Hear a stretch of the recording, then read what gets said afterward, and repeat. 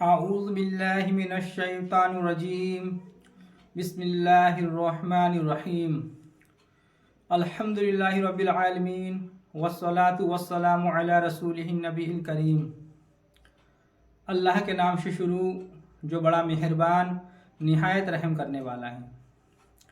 तमाम तारीफ़ें और ख़ूबियाँ उस शाफ़ी के लिए जो तमाम जहान का पालने वाला और शिफा बख्शने वाला है, जिसने कोई चीज़ भी बेफ़ायदा पैदा नहीं की। और दुरूद पहुँचे तबीब रूहानी व जिस्मानी हज़रत मोहम्मद रसूलुल्लाह सल्लल्लाहु अलैहि वसल्लम पर। चमन निशा दवाखाना यूट्यूब चैनल के नाजरीन को खुशामदीद कहते हैं। मैं आपका मेज़बान हकीम खुर्शीद आपकी खिदमत में हाजिर हूँ।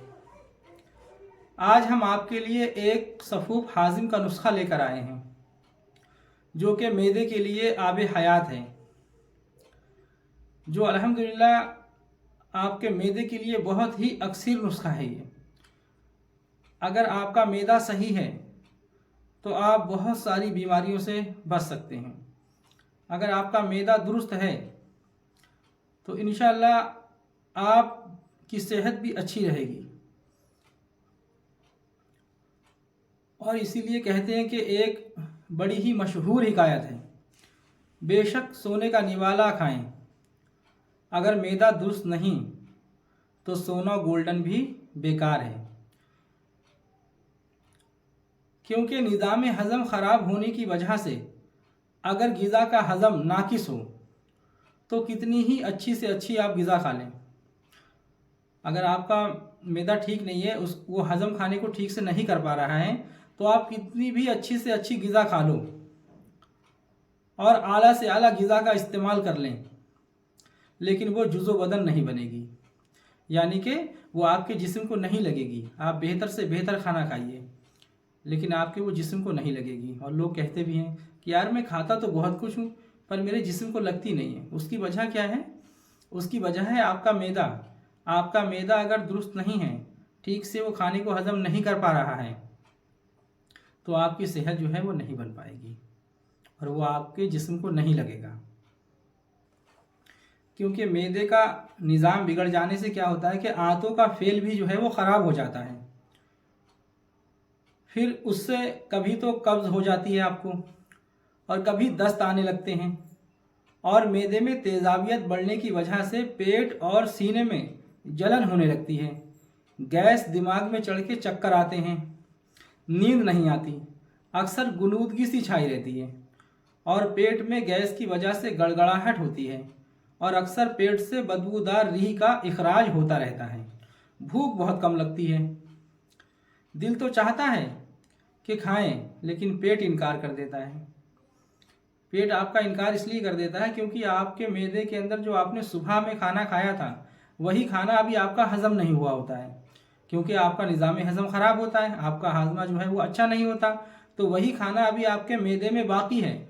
और दूसरा, जब तक कि दोपहर का वक्त हो गया तो आपका दिल चाह रहा है कि खाना खाएं, लेकिन पिछली ग़िज़ा मैदे में हज़म नहीं हुई, क्योंकि मैदे का निज़ाम जो है वो दुरुस्त नहीं था। इसीलिए अगर आपका मैदा सही होगा तो इंशाअल्लाह आपको वक्त पर भूख भी लगेगी और इंशाअल्लाह आपके वो जिस्म को भी लगेगा। लेकिन मैदे के ख़राब होने की वजह से, कमज़ोर होने की वजह से आपको जो है ये परेशानियां होती हैं। इसीलिए मैदे की हिफाजत बहुत ज़रूरी है।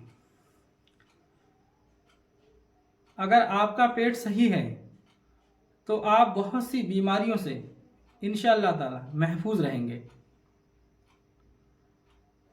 पेट को कचरे का डब्बा मत बनाओ, जो आया जी में भर लिया, जो आया भर लिया। ऐसा करोगे तो बहुत सारी आप बीमारियों में मुब्तला हो जाओगे। और यही वजह है जो हम तरह तरह की बीमारियों के अंदर जो मुब्तला हो रहे हैं, क्योंकि हमारा कोई टाइम नहीं है। तरह तरह की बीमारियों के अंदर हम मुब्तला हो रहे हैं। इसकी वजह है हमारा पेट, क्योंकि हुक्मा फरमाते हैं कि मैदा जो है ना वो बीमारियों को जन्म देने की माँ है। इसीलिए अगर आप सेहत को अच्छा रखना चाहते हो तो मैदे का ख्याल रखो। मैदे का ख्याल जो है वो बहुत ज़रूरी है। तो आइए इन तमाम तखालीफ के लिए एक सादा सा नुस्खा, लेकिन अल्हम्दुलिल्लाह फ़ायदे में बहुत ही मुफीद नुस्खा है ये, जो कि हम अपने दवाखाने के अंदर खुद चलाते हैं और बहुत ही भरोसे का ये नुस्खा है। बारहा हमने इसका तजुर्बा किया है। अल्हम्दुलिल्लाह ये नुस्खा खाते ही आप 1 चम्मच इसको खाएंगे, इंशाअल्लाह ताला अगर आपको कब्ज़ कितनी भी शदीद होगी ना, बस मुश्किल से मुश्किल आधा घंटा या 1 घंटा आपको लगेगा, फ़ौरन जो है आपको हाजत होगी फ़रागत की। ये इतना बेहतरीन नुस्खा है इंशाअल्लाह, कई मरतबा का हमारा आजमाया हुआ है और ये नुस्खा हम आपको आज दे रहे हैं। इससे बनाइए और फ़ायदा उठाइए। आइए तो हम चलते हैं नुस्खे की तरफ। नुस्खा क्या है वो आप नोट फरमा लीजिए।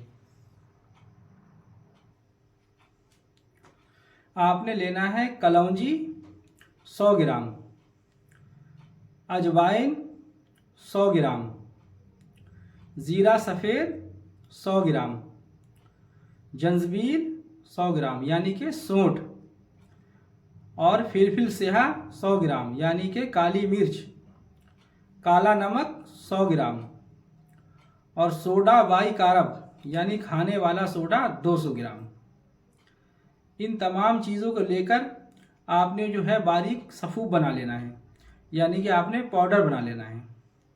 पाउडर बनाने के बाद में आपने जो है गर्म पानी करके खाना खाने के आधे घंटे के बाद, खाना खाने के आधे घंटे के बाद आधा गिलास गर्म पानी के अंदर ये सफ़ूफ जो है आधा चम्मच से 1 चम्मच, ये मरीज़ की ताकत पर है कि मरीज़ के अंदर कितनी ताकत है। कोई बूढ़े हैं तो उनको आधा चम्मच दें, कोई जवान है उम्र उनकी ज़्यादा है तकरीबन और वज़न उनका 60-70 किलो है तो उनको 1 चम्मच आप दें। वज़न के हिसाब से, उम्र के हिसाब से आप इसको घटा बढ़ा सकते हैं। गर्म पानी के अंदर मिला के इसको दिन में 3 बार आपको खाना खाने के बाद देना है। इंशाअल्लाह ताला ये इतना बेहतरीन और मुअस्सिर नुस्खा है अल्हम्दुलिल्लाह। जब आप इसको इस्तेमाल करोगे तो इसके फ़ायदे इंशाअल्लाह आप खुद ही जानोगे। बहुत बेहतरीन नुस्खा है ये, और इस नुस्खे से इंशाअल्लाह आपकी कब्ज़, गैस, अफारा, बदहज़मी, खट्टी डकारें, सीने की जलन, तेज़ाबियत, मतली, लो बीपी, पेट दर्द, इंशाअल्लाह इन तमाम तखालीफ के लिए बहुत ही अक्सीर और बेहतरीन ये नुस्खा है। हम अल्लाह की मखलूक के लिए अपने ज़ाती तजुर्बात लोगों तक पहुंचा रहे हैं। आप इनको बनाइए और फ़ायदा उठाइए। मैं दुआ गो हूँ कि अल्लाह तबारक व तआला आपको मेरे बताए हुए नुस्खों से ज़्यादा फ़ायदा उठाने की तौफीक दे और मुझे मेरी मेहनत का दोनों जहां में समरा अता फरमाए।